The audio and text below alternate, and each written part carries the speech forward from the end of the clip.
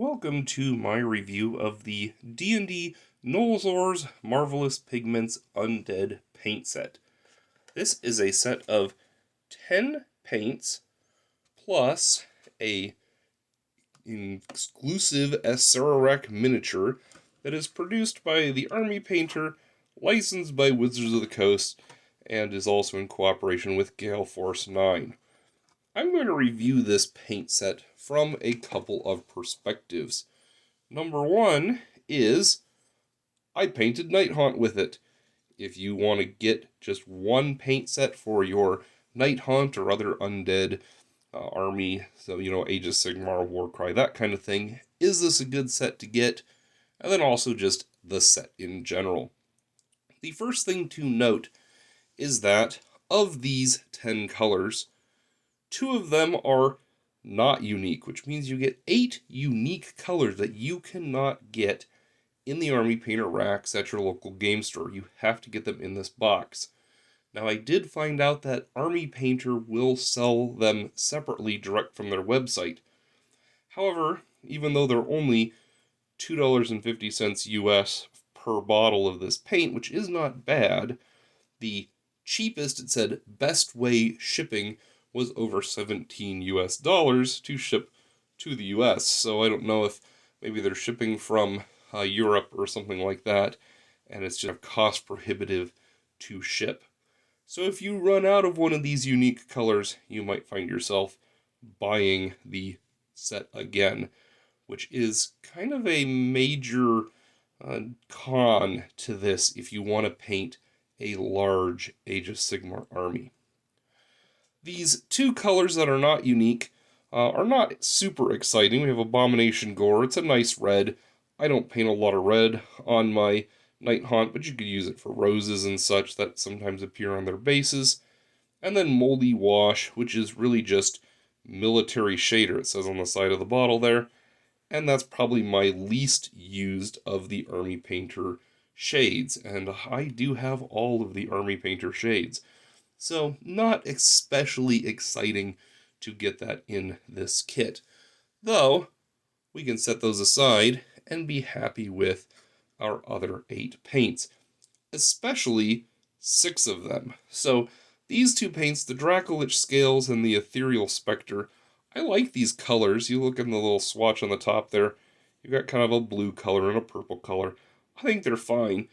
I probably will use them more when I paint some of my more complex Nighthaunt, but for these chain rasps, these 6 colors were the ones I used, and this Cursed Blade is my absolute favorite metallic from the Army Painter that I've ever used.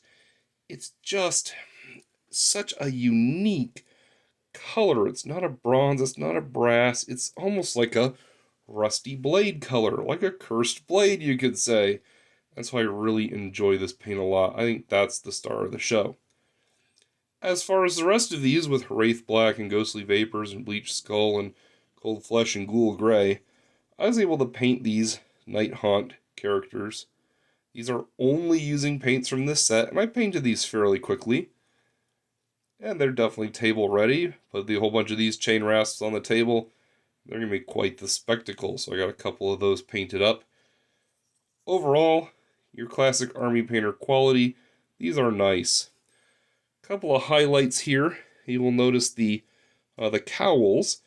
The paint is just a little bit not complete in coverage, and so it kind of gives it almost a little bit of etherealness, kind of like Nighthaunt Gloom from Citadel. And then the Ghostly Vapors actually works kind of like Nylak Oxide on these cloaks, and so I did not dry brush that at all, like you would normally kind of dry brush the high areas. Still, it seems like it's doing pretty good. This Cold Flesh is something that I have a little bit of a hard time with, and that is, it's this nice off-white blue color. I painted like the hands and arms with it. The problem is you just can't see it on the camera. You can kind of see it back there in the shadow. It is ever so slightly blue. It looks really nice in person. Let me tell you, it's just a little something extra. So it's not just a white arm. It's actually, that little bit of blue. Bleach Skull, it's a fine bone color. It's really light. I don't mind it at all. And then this Ghoul Gray. I wish they gave you a little bit darker gray, actually. For what I use this for, I used it on the bases for the rocks, and then I washed it with the moldy wash to kind of be like, hey, there's moss growing on these rocks. But overall, it's fine.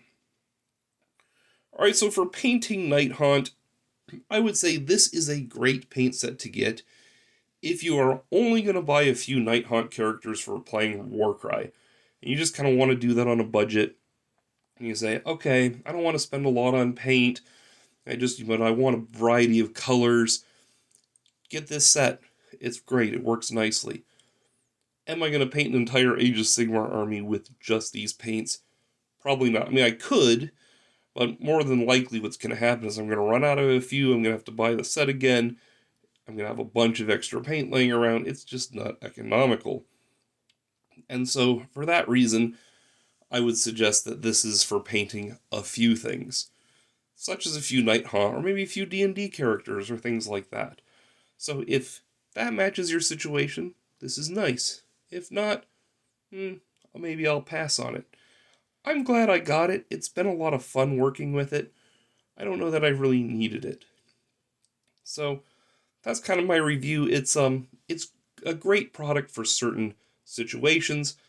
None of those situations which really apply to me, but if they apply to you, then you could consider this a really great product.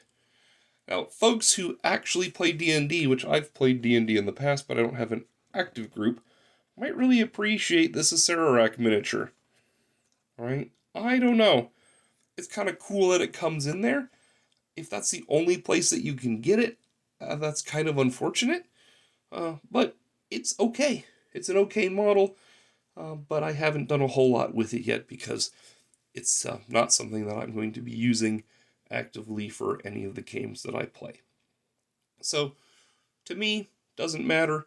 I would have probably been fine even if it didn't include it, still at the price point that they offered it at, which is $24.99 for 10 paints. It's about $2.50 a paint.